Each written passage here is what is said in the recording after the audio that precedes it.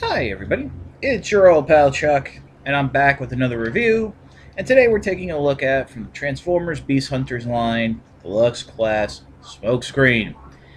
Yeah, I'm gonna say this right now, I am not that thrilled with this figure. And a lot of people were like that. This figure was very looked forward to, highly anticipated, and once we got him in hand, it just, yeah.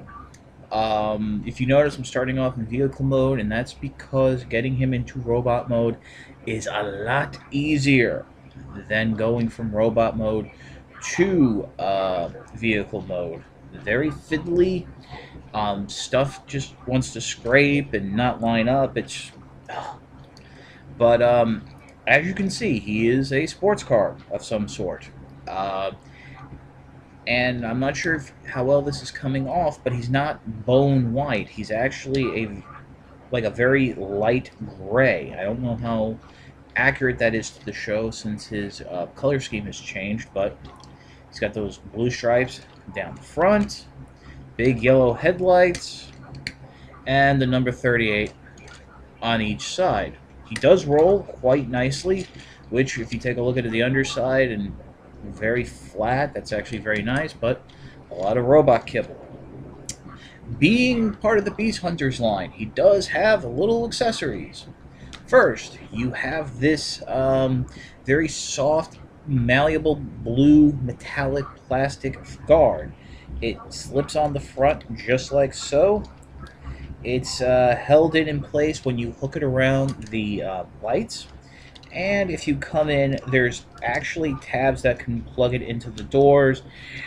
They kind of just sit there. I mean, it is soft plastic, but yeah. I mean, there you go. I mean, it doesn't look bad, but it's, we never see him in the show like this. He also comes with a spring-loaded net launcher. That can peg right there in the top. Uh, there are also some pegs back here in the fins. Like I said, spring-loaded, does shoot very far. The net is removable. The net can also be folded around and tabbed in like so to make an axe, as according to his instructions, which is his instructions and part of the Beast Hunter story, which, as we all know by now, was really a creation from Hasbro and was forced into this final season of Prime. So if you'll do, if it looks like I'm having a hard time, I am. Just getting it up in there.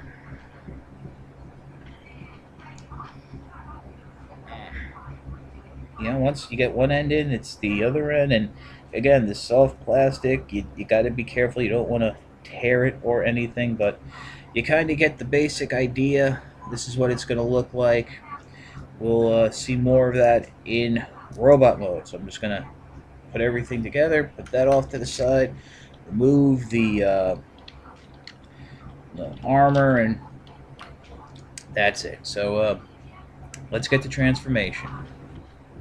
Okay, as I said in the introduction, going from car to robot is the lesser of two evils, but it's not any more enjoyable or pleasant.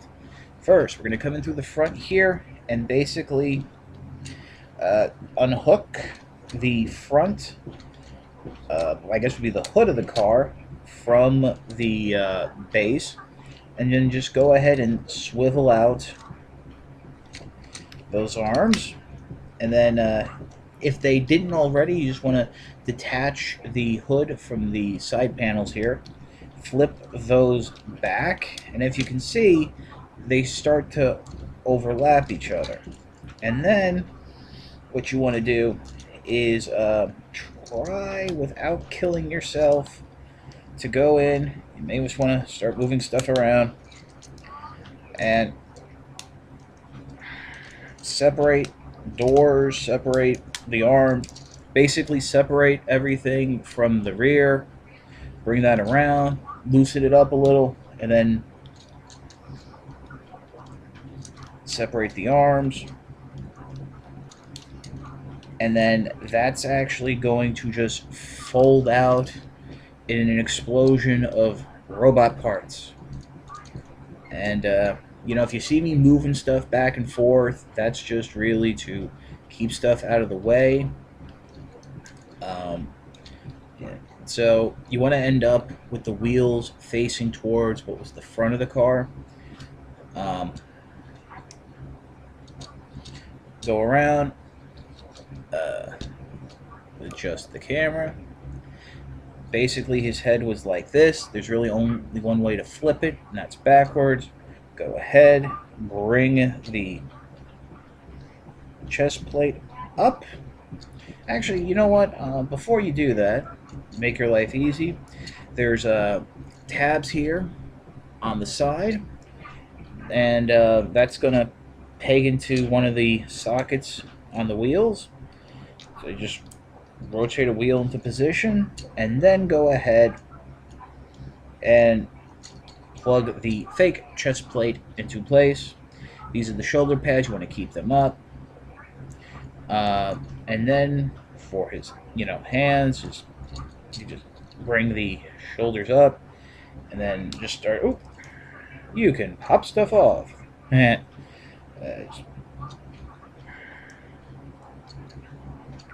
mean, rotate stuff around.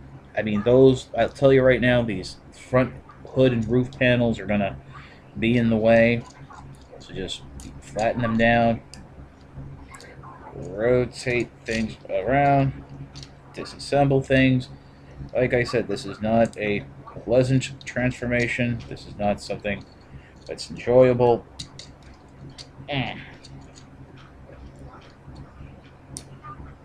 Oh, I do believe I detached the arm on this side, so open the chest plate again and shove it back in. Oh, God.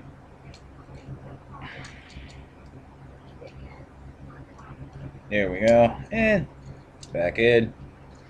And then we can just go ahead, bring those shoulders up, bring them down, bring the pads down a little.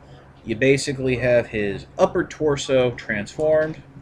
Now what you want to do is these doors that were along the side, they're just going to flip up. And actually, they peg in rather nicely. You're going to fold down the windshield, the side, the windows. And there's a tab here, slot really at the base of his head. That's going to go in, just like so. And there you have his trademark wings. They're basically fixed into place, just like that. So yeah, he's coming along quite nicely. Now we're going to move down to the legs. Go ahead and split them open. And then flip up what was I guess you could say the tail of the car.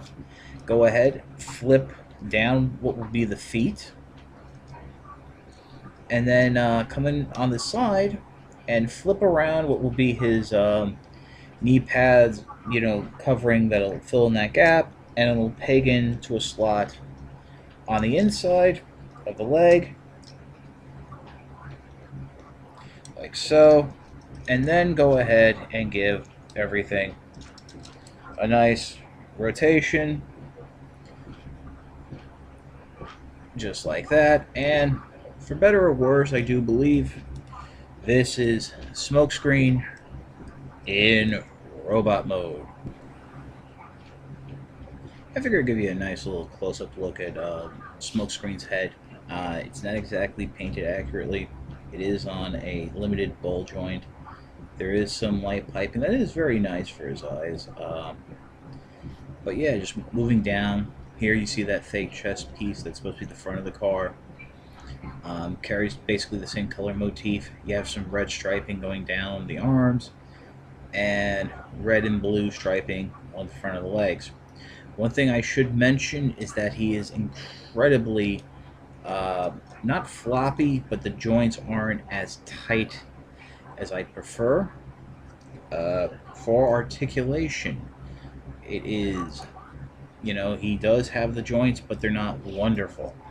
Arms can move, ball jointed there, ratchets at the elbow, but they are limited due to these extended pieces. But the shoulder pads can move out of the way.